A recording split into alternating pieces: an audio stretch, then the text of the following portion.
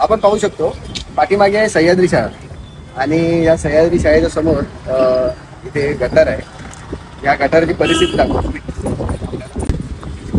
हे गटार आहे पूर्णपणे आणि या गटाराजवळ आपण बघितलं तर हा जो मधला पॅसेज आहे, हा जो मधला पॅसेज इथे संध्याकाळच्या वेळेला म्हणजे आता संध्याकाळी 7 वाजून झाले की 7 वाजल्यापासून इथे दारू प्यायला सुरुवात होईल.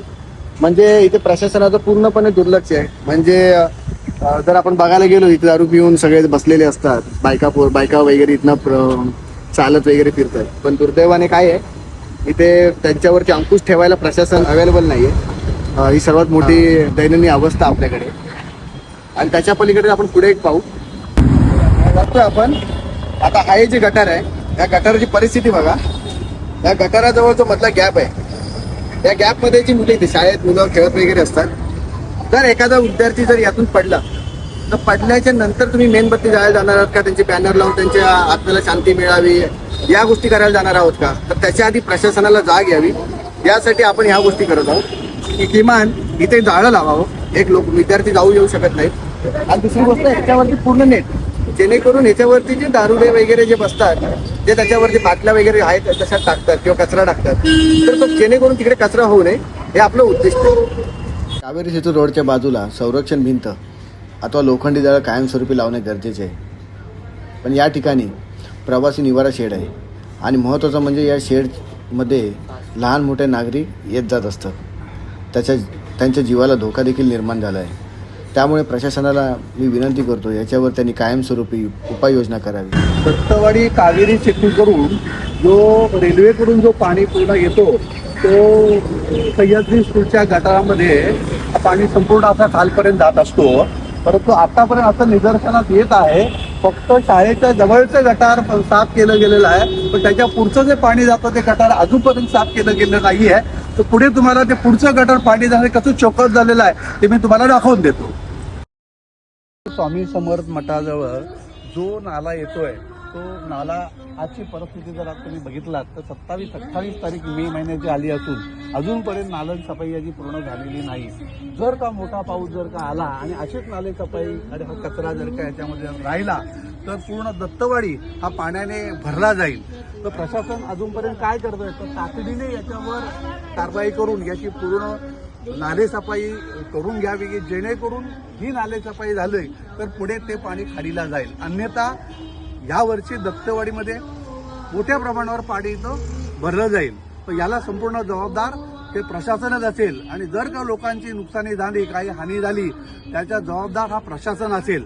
तर आम्ही प्रशासनाच्या निदर्शन आणू शकतो. तातडीने याच्यावर कारवाई करून याची नालेसफाई करावी हीच आम्ही आपणास विनंती करतो. आपण बघू शकतो या गटाराची परिस्थिती. पहिली गोष्ट या जो गटार आहे त्याची हाईट बघा. त्याच्या हाईटप्रमाणे जर इथे एखादं कोण खेळताना वगैरे जर आलं किंवा भाविक येतात जर चुकून पडलं तर त्याला जबाबदार कोण? त्याहीपेक्षा पलीकडे आणखी गटाराच्या बाजूने जी झाडं आहेत ती झाडं तोडण्याची जबाबदारी कोणाची? त्याच्याही पलीकडे जाऊन जो गटारामध्ये जी आता घाण झालेली आहे त्याच्यामध्ये जे डास निर्मिती झाले, डास निर्मितीमुळे जे सोसायटीमध्ये मच्छर वगैरे जे वाढलेत त्याच्यामुळे डेंग्यू मलेरियासारखे जे रोग आहेत ते वाढलेत. तर त्याला जबाबदार कोण? म्हणजे प्रशासनाचं मुळात लक्ष कुठे आहे? महानगरपालिका कुठे लक्ष देते? जी महत्त्वाची गरज आहे गटार वेळोवेळी साफ करणं, त्याच्यावरती फवारणी करणं, जंतुनाशक फवारणी करणं हे आपलं महानगरपालिकेचं कर्तव्य आहे.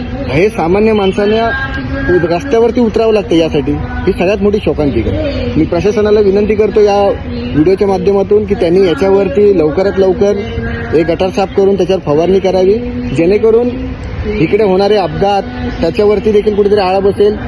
आणि सर्वात महत्त्वाचं म्हणजे आपली जी जनता आहे, कळव्यातली जी सुज्ञ नागरिक आहेत ते कुठेतरी त्यांच्यावरती एक आपल्यावरती विश्वास बसेल की महानगरपालिका देखील आज आपल्याकडे ज्या अपेक्षेने तुमच्याकडे बघतोय ती अपेक्षा तुम्ही पूर्ण करताय.